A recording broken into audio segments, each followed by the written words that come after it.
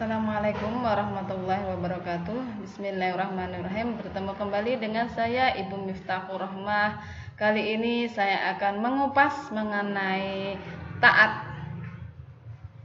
Taat merupakan salah satu akhlak terpuji yang harus dimiliki oleh setiap muslim, baik laki-laki maupun perempuan. Apakah taat itu? Sudahkah kita termasuk orang-orang yang taat? Mari kita lihat slide di bawah ini. Di sini ada slide anak-anak yang sedang berboncengan 3 dalam satu motor, tidak memakai helm. Di sini ada beberapa pengendara sepeda motor yang tertib, mentaati aturan lalu lintas. Di sini ada anak-anak SD yang tertib memakai masker, memakai seragam lengkap, taat aturan sekolah. Juga ada bapak-bapak dan seorang ibu yang menyerahkan zakat fitrah sebagai bukti taat terhadap aturan agama. Nah, sudahkah kita termasuk orang-orang yang taat? Taat, pengertian taat. Taat menurut bahasa artinya patuh, setia berpegang pada pendiriannya. Adapun menurut istilah adalah patuh melaksanakan perintah dan patuh menjauhi larangan. Nah, perintah taat ini sebagaimana dalam surat An-Nisa ayat 59. A'udzu billahi minasyaitonir rajim. Bismillahirrahmanirrahim.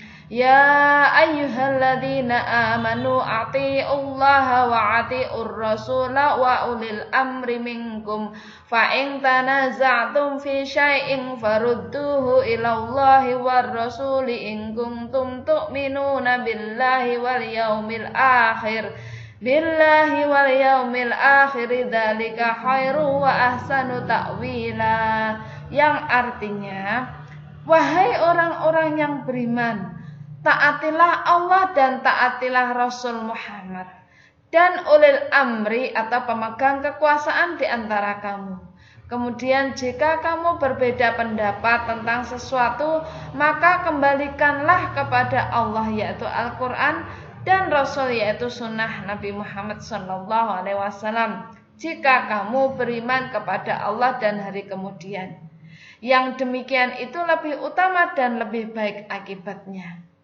Dari ayat 59 surat An-Nisa tersebut dijelaskan bahwa ada 3 hal ketaatan, yaitu ketaatan kepada Allah, ketaatan kepada Rasul, dan ketaatan kepada ulil amri atau pemegang kekuasaan. Nah, ini ada 3 macam yang harus kita laksanakan, yang harus kita taati. Siapa? Allah yang paling utama, kemudian Rasul, kemudian ulil amri. Taat kepada Allah, yaitu melaksanakan semua perintah Allah dan menjauhi semua larangan Allah. Nah, seperti kalau salah satu perintah Allah satu saja, ini tentang sholat. Sudahkah kita tertib sholatnya? Sudahkah kita sholat tepat waktu? Sudahkah kita sholat sesuai dengan syarat dan rukun yang ditetapkan Allah?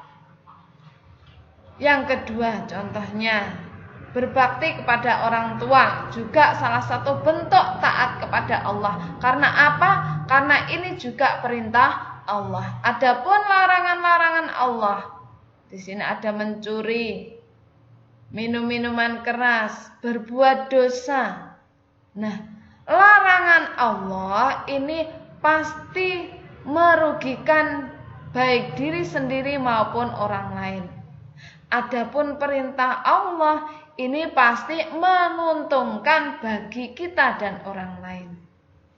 Tidak ada perintah Allah ini yang merugikan kita.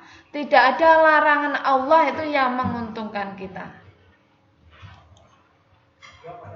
Nah, larangan Rasul ini juga sama dengan larangan Allah. Apa yang dilarang Rasul pasti dilarang Allah. Apa yang diperintah Rasul pasti diperintah oleh Allah.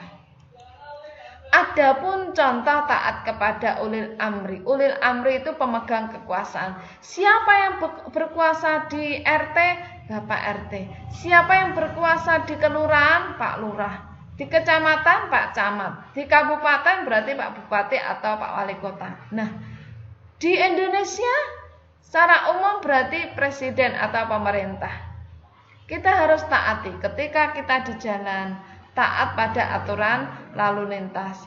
Ketika kita di sekolah, taat pada aturan sekolah.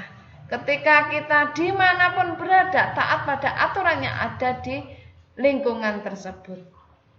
Nah, berdasarkan tempatnya, taat ada 3. Di rumah, di sekolah, di lingkungan. Di rumah kita taat pada aturan rumah. Jaga kebersihan. Kemudian mencuci piring setelah makan, contohnya menyapu, kegiatan pagi, bangun pagi, menata tempat tidur, itu semuanya adalah aturan yang ada di rumah yang harus kita taati. Di sekolah pun juga seperti itu, di lingkungan pun juga seperti itu. Kita berusaha untuk taat menjalankan aturan dan taat untuk menjauhi larangan. Hikmahnya jika kita taat pada aturan dimanapun berada, baik kepada Allah ataupun Rasulnya dan juga kepada ulil amri, maka kita akan mendapatkan kepuasan batin karena kita sudah bisa menjalankan perintah dan menjauhi larangannya. Kita akan memperoleh ridha Allah. Kita akan mendapatkan kemenangan di hadapan Allah. Bahkan Allah sudah memberikan iming-iming bahwa nanti ketika kita mau taat aturan, maka kita akan mendapatkan surga-surga dan juga akan mendapatkan kemenangan. Ini yang bisa saya sampaikan. Semoga kita tergolong orang-orang yang taat menjalankan aturan, baik taat kepada Allah, taat kepada Rasul maupun taat kepada ulil amri, baik di rumah, di sekolah maupun di lingkungan masyarakat. Semoga bermanfaat. Saya akhiri. Alhamdulillahirabbil alamin. Assalamualaikum warahmatullahi wabarakatuh.